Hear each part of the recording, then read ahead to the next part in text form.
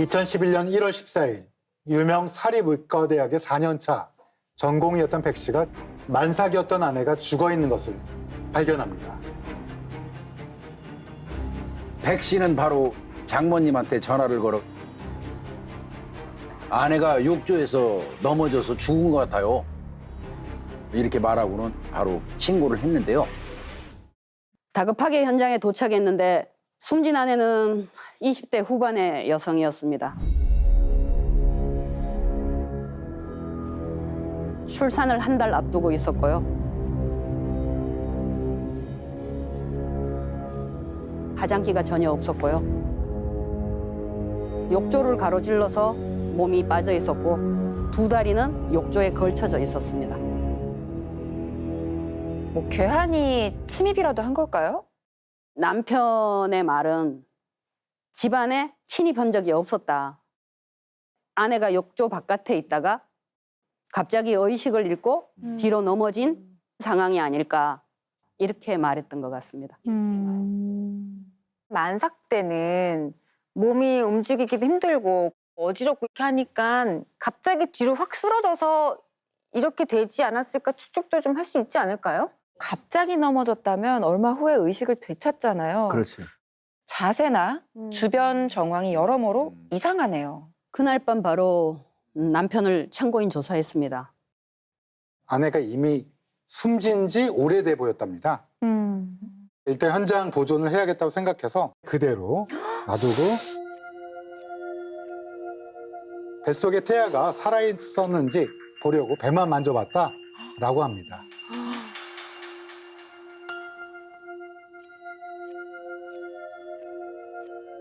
보통 사람이 쓰러져도 야, 괜찮아? 이렇게 움직여보고 그렇죠. 머리도 들어보고 이렇게 할 것 같은데 맞아요. 이 상황은 조금 너무 미심쩍은 상황들이 많았던 거죠. 제일 처음 저희 눈에 띄는 건 얼굴에 있는 상처였습니다. 남편의 얼굴이요? 예, 이마에는 오른쪽 방향으로 대각선 모양의 부정형의 상처가 남아 있었습니다.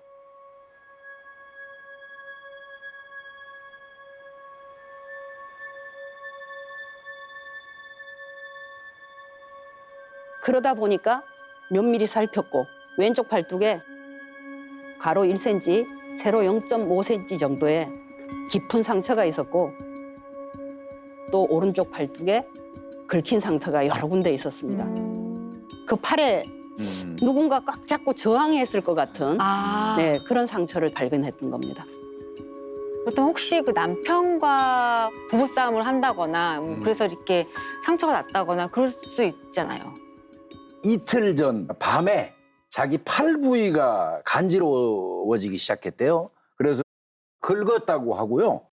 피가 송골송골 맺힐 정도로. 이 부분 또한 저희가 조사를 했습니다. 그랬더니 편평 사마귀 치료 정도 그 외에 피부과 치료 기록은 없었습니다. 이마에 난 상처는 뭐냐고 했더니 물을 마시러 가다가 열어둔 찬장문에 쿵 찍혀갖고 난 상처라고 했답니다.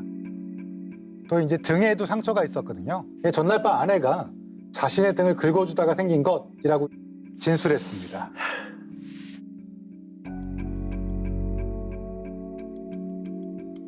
저희로서는 사인이 정말 중요한데 남편분이 부검을 하지 않겠다고 원하셨어요.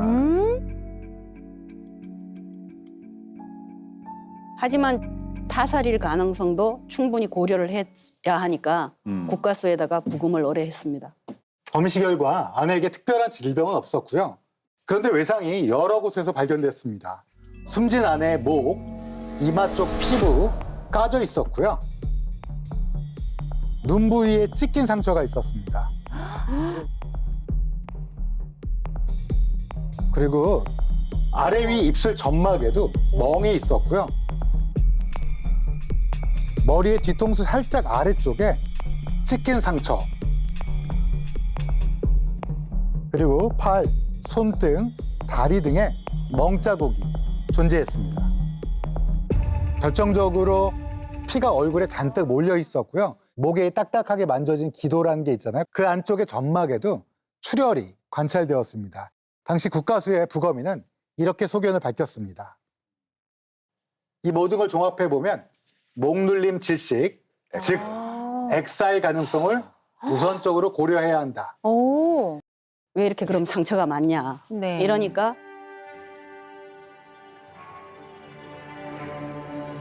타살일 수 있다. 누가 지네 집에 침입했을 것도 같다. 이렇게 진술을 번복했습니다.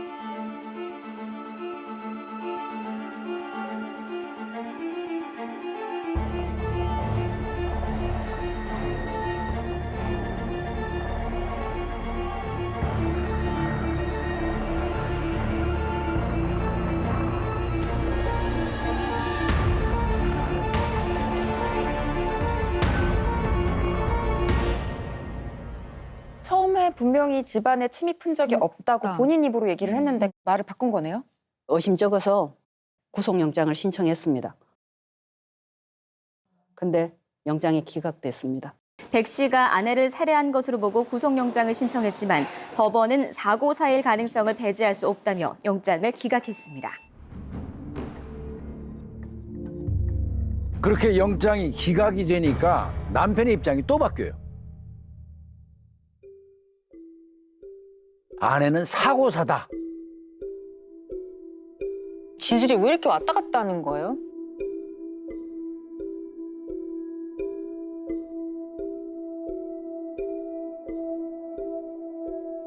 그 오락가락하는 진술을 여기 계신 박미옥 형사님께서 다 받으신 네. 거잖아요. 제가 아마 수십 시간을 남편과 마주했던 것 같아요. 너무 침묵이 많았어요.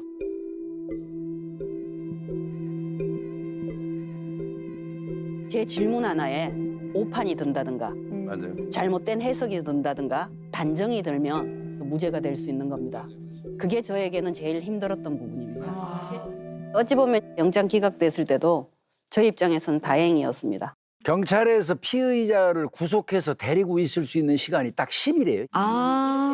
그 10일 동안에 그 사건의 재판이 1, 2, 3심 이루어지는 모든 거를 갖출 수는 진짜 쉽지 않거든요.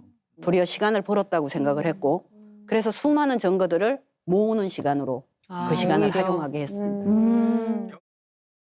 수사관들이 오피스텔을 샅샅이 뒤졌어요. 그리고 안방 침대 이불에서 혈흔을 발견했습니다. 숨진 아내의 것으로 밝혀졌습니다. 아내는 욕조에서 숨졌는데 안방 침대에 혈흔이 있었다고요? 뿐만 아니라 장롱에서 숨진 아내와 남편 백 씨가 입었던 옷을 발견했는데요. 특히 남편의 후드티 모자끈에 혈흔이 묻어 있었습니다. 그곳에서 아내의 DNA가 검출됐고요. 또 오른팔 부분과 왼쪽 소매 외부에 묻은 혈흔에서도 남편과 아내의 DNA가 모두 검출됐어요. 왜 남편 옷에 아내의 피가 묻어 있는 거죠? 남편은 생활을 하면서 뭐 코피를 흘릴 수도 있고 여드름을 짜줄 수도 있고 너무나 미세한 혈흔이었기 때문에 기억에도 없다. 남편은 아내가 시신으로 발견되기 전날에 전문의 자격 1차 시험을 봤습니다. 그런데 그런데 남편이 1차 시험을 잘못 본 거예요. 그래서 그날 밤 아내하고 조금 다퉜다고 하고요. 저녁 7시 39분경부터 컴퓨터를 시작을 했고 저녁 8시 35분경부터 다음 날 새벽 02시 56분까지 게임을 했어요. 새벽 3시 5분 컴퓨터가 종료됐습니다. 그리고는 3시간 뒤인 새벽 6시 41분에 집을 나섰습니다. 그리고 33분 뒤 오전 7시 14분경에 학교 도서관에 입실을 한 겁니다. 이야. 제 남편이 저렇게 했다? 속이 뒤집어질 것 같아요. 네, 밤새도록 게임을 하고 3시간만 자고 저렇게 공부를 하면 집중이 되겠어요? 오전 8시 55분경에 장모님한테 전화를 해서 이번 시험이 조금 어려웠다 통화를 하고 오후 5시가 될 때까지 일체의 전화 통화가 되지 않았습니다. 8시간 동안요? 아내분은 영어 유치원 선생님으로 일을 하고 있었는데요. 출근을 하지 않으니까 직장 동료가 이 남편한테 전화를 했었어요. 장모님도 또 마찬가지죠. 이들이 남편에게 했던 부재중 통화와 메시지가 무려 49건이었는데 남편은 단 하나도 답하지 아이고. 않았습니다. 와, 장장 8시간 동안 휴대폰을 단 한 번도 안 봤다는 얘기잖아요. 긴 시간 동안 남편은 도대체 뭘 한 거예요? 왜 49건에 이거 대답이 없었냐? 휴대폰은 가방에 넣어둬서 못 봤다. 목도리로 둘둘 감아둬서 몰랐다. 이렇게 진술했습니다. 1차 시험을 좀 못 봤다고 장모한테 얘기할 정도였는데 떨어질 수도 있는 건데 바로 이렇게 2차 시험을 준비하는 게 말이 되는 거예요? 1차 시험이 필기고 2차 시험이 실기입니다. 실기면은 책상에 앉아서 공부하는 게 아닌 거 아니에요? 정확해요. 2차 시험 공부는 도서관에서 공부 안 합니다. 실기, 어떤 손이라든지 그쵸, 아니면 그쵸. 뭔가 뭐 진술이라든지 이런 걸 좀 체크해 보는 게 낫죠. 그래서 저희가 총 1,318건 정도의 통화 내역을 수사했는데요. 그중에 부재중 전화가 103건이 있었습니다. 그리고 35건이 사건 당일 1월 14일에 있었던 내용입니다. 집중됐구나. 남편이 전문의 자격 시험을 준비한 2달 동안에 네. 오전 6시에서 15시, 오후 3시까지 사이에 네. 통화와 메시지는 225건이나 뭐야? 사용돼 있었다는 많이 거죠. 넘네. 되게 많이 사용하는 거 아니에요? 그렇기 때문에 이날만 유독 왜 이렇게 전화를 그러네. 안 받았나라는 의심이 갔던 겁니다.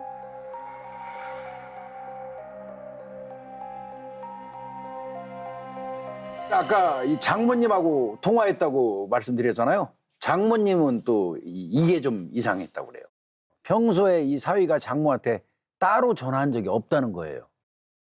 하지만 결정적인 정확한 증거가 없잖아요. 의심은 네. 가지만. 그래서 저희는 다시 도서관 CCTV를 싹 다 뒤진 거죠. 뭐 나왔어요?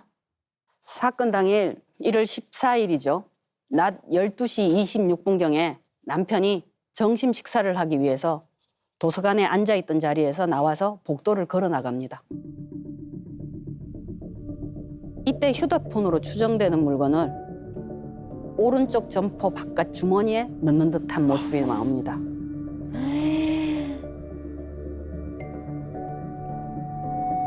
꺼냈네. 그리고 식사를 마치고 돌아오는 CCTV에 목도리를 두르는 장면이 나옵니다. 목도리로 둘둘 말려 있어서 진동 소리조차 제가 못 느낀 것 같습니다. 그랬는데 나갈 때는 휴대폰 같은 걸 들고 주머니에 넣는 모습을 보인 거고 들어올 때는 분명하게 목도리가 목에 걸려 있었던 거죠. 거짓말 딱 걸렸네요. 아, 그래. 남편의 그날의 동태는 파악했으니까 아내분이 언제쯤 사망했는지를 알면 좀 더 좁혀지지 않을까요? 그 최초 검안을 했을 때 사망 시간을 오전 6시에서 8시 사이로 추정했다고 합니다. 근데 이제 남편은 오전 6시 41분에 집을 나갔거든요. 6시 41분 얘기 나갔으니까 8시까지 1시간 20분 정도 네. 틈이 있지 않습니까? 네. 남편 입장에서는 자기가 집을 나간 후에 아내가 사망했다. 그렇죠. 1시간 20분 사이에 이렇게 주장할 수 있죠. 그래서 범죄 시간을 소명시키는 데 집중해야 된다. 그래서 디테일하게 남편이 집에 들어가서부터 게임을 1시간 그리고 집을 나가는 시간도 저희가 엘리베이터에서 찾은 시간이거든요. 이러한 부분을 낱낱이 세세하게 기록을 해서 영장을 재청구하게 된 겁니다. 만삭 주부 사망 사건의 유력한 용의자인 의사 남편에 대해 법원이 구속영장을 발부했습니다. 목 졸린 흔적과 사건 당일 전화를 받지 않은 남편의 행적이 의심스럽다는 겁니다. 저희가 아무리 세세하게 조사를 했다 해도 결정적인 새로운 증거가 나오지 않으면 영장을 신청할 수 있는 사유가 안 됩니다. 그렇죠. 재청구를 못 예. 하죠. 결정적인 게 있었습니다. 보시면 욕조에서 발견된 아내의 얼굴이 저 왼쪽으로 기울어져 있죠. 네. 숙여져 있는데 오른쪽 눈꼬리에 핏자국이 오른쪽 바깥쪽으로 흐르고 있는 거예요. 아래쪽으로 떨어져야 되는데 하늘을 향해 흐르고 있었던 말라붙은 자국이 확인된 거예요. 와, 피가 중력을 거스르고 거꾸로 흘렀다는 거잖아요. 그러면 이 욕조가 아닌 다른 장소에서 아내는 이미 사망을 했고 그 시신을 욕조 안으로 옮겼다고 봐도 되는 거네요. 그럼 거의 이건 dying tear네요. dying 메시지처럼.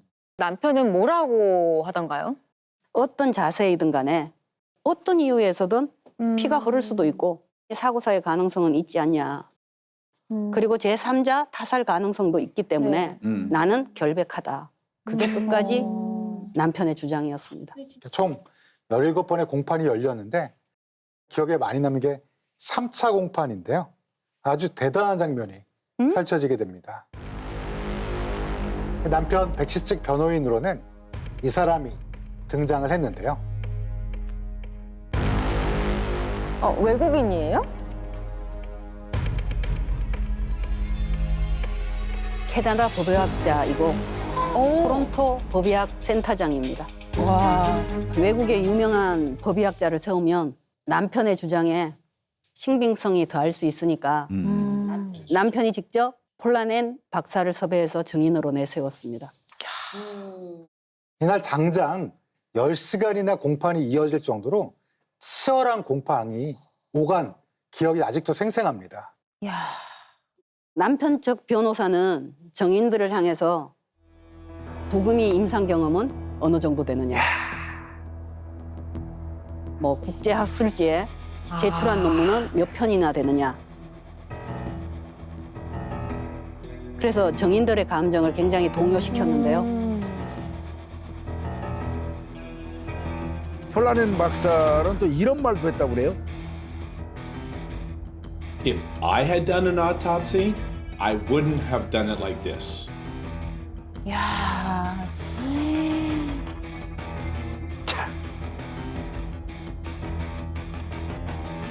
나쁘다. 사실 은근히 한국 법의학자를 무시한 건데요. 그래서 당시에 박재홍 국가수 부검의도 말싸움하자는 거냐 날카롭게 맞섰습니다. 게다가 남편이 의사잖아요. 그러니까 본인이 직접 그 이윤성 교수님한테 의학적인 질문을 할 정도였습니다. The wounds and abrasions under the neck have been after the postmortem. Considering facial bleeding and the posture of the body, it is unreasonable to judge it as killed by manual strangulation.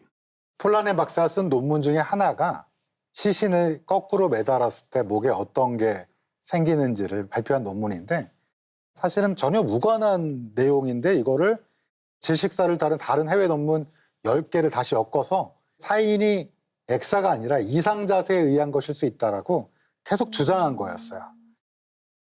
특히 사망 추정 시각이 정확하지 않고 또 임신부는 빈혈 등으로 실신할 가능성도 충분하다고 주장한 거죠.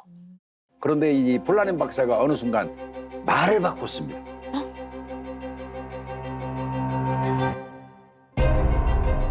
It seems to be a murder by manual strangulation. 어머. 기존의 주장을 번복하고 타살을 인정한 건가요? 네, 검찰 측에서 비장의 사진 하나 공개했는데요. 목 근육을 출혈 부위를 슬라이드로 만든 걸 제시했는데 닥터 폴라넨도 보고서 이거는 그냥 거꾸로 매달거나 이상 자세로 생긴 게 아니라 목을 압박하고 눌렀을 때 생기는 출혈이라고 확인을 했고요. 폴라넨 박사를 증인으로 내세운 게 오히려 독이 됐네요. 반전이 됐네요. 9월 15일 사건이 발생한 지 8개월 만에 1심이 선고됐는데요. 재판부는 부인의 목을 졸라 사망에 이르게 한 점은 인정된다. 다만 계획적인 범행으로 보기는 어렵다면서 남편에게 20년형을 선고했습니다. 자신의 핏줄, 자신의 아이가 태어나는데 그 아이를 품은 아내를 어떻게 자기 손으로 살해할 수 있는지 그 마음이 이해가 안 되거든요. 대체 남편은 왜 그랬을까요? 매일 1시간에서 2시간 정도 게임을 했다고 해요. 대학 시절에는 게임 시간이 8시간에서 10시간 정도 게임을 했습니다. 수업을 들어가지 않아서 의과대학 예과 때 1년 유급을 당하기도 했거든요. 아이고. 남편이 빠져있던 게임은 컴퓨터에서 혼자 하는 이 전략 시뮬레이션 게임이었습니다. 남편에게는 인생도 마치 미션이나 퀘스트를 깨듯 전략적으로 끌고 가려는 성향이 여러 상황에서 엿보입니다. 그런데 게임처럼 현실을 살 수는 없잖아요. 계획도 잘 안 풀릴 수밖에 없고요. 뭐가 잘 안 풀렸죠? 남편 백 씨는 전문의 시험을 치르고 난 뒤에 군의관이나 공중보건의로 군복무를 할 예정이었는데요. 소아과 전문의 자격 시험에 합격을 하면 군의관으로 서울에 있는 국군 서울지구병원에 근무할 수 있겠다고 한 거예요. 그런데 예상외로 전문의 시험 문제가 너무 어렵게 나오면서 1차 시험을 못 본 거예요. 합격 못하면 그 전략 자체가 다 틀어져 버리잖아요. 남편에게는 큰 스트레스였고 좌절감으로 느껴졌을 것 같습니다. 그리고 그 과정에서 아내와 다투기도 한 거죠. 게임 세계에서는 기존의 세계를 부수고 다시 만들 수 있잖아요. 네. 바로 리셋을 할 수 있는 겁니다. 음. 남편은 이 리셋을 현실 세계에서도 해버리고 싶었던 것 같아요. 무섭다, 무서워. 너무 무섭다. 아내는 만삭의 몸으로 남편이 좋아하는 빵을 수시로 사서 병원에 갖다 줬다고 해요. 네.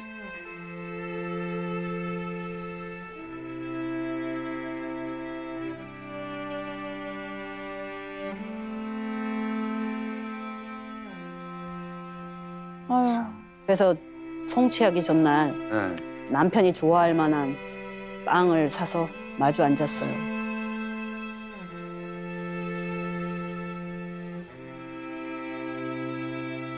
남편이 빵을 한 입 물었는데 울음이 올라와서 더 이상 아무 말도 하지 않은 채 그 울음을 참으려고 빵을 문 채 있었던 모습이 아직도 생생합니다. 그게 아마 제가 봤던 남편의 유일한 인간적인 모습이었던 것 같아요. 남편의 20년형을 받은 것으로 이제 마무리가 된 건가요? 항소심에서도 원심대로 20년형을 확정받았는데요. 근데 대법원에서 이 원심을 깨고 사건을 서울 고등법원으로 돌려보냈습니다. 파기환송이라고 그러죠. 그래서 검찰이 네. 철저하게 보강했습니다. 제가 쓴 초기 보고서를 활용해서 서울대 법의학 교수님의 소견서를 추가로 제출하기도 했고요. 숨진 아내의 여동생을 증인으로 내세워서 재판을 하기도 했습니다. 최종 판결 어떻게 나왔나요? 고등법원에서 다시 유죄 판결을 받아서 대법원까지 갔고요. 무려 5심 끝에 대법원에서 원심 그대로 징역 20년형이 확정됐습니다.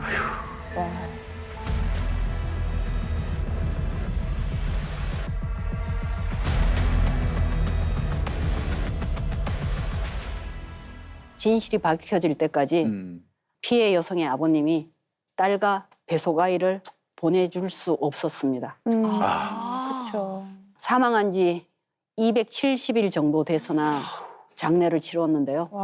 피해자 아버님이 사위나 사위의 가족들을 그 누구한테도 사과의 말을 못 받았다는 거죠.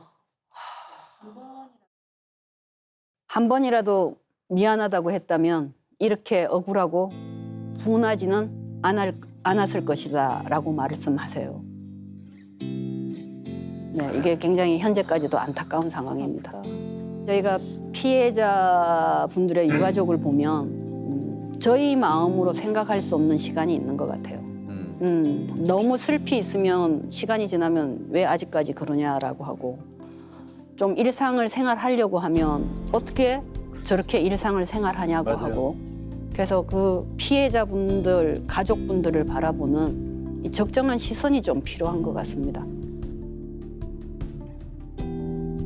회피한다고 진실이 가려지진 않습니다. 유가족의 상처와 아픔이 치유되기를 바라며 오늘 스모킹건 여기서 마치겠습니다.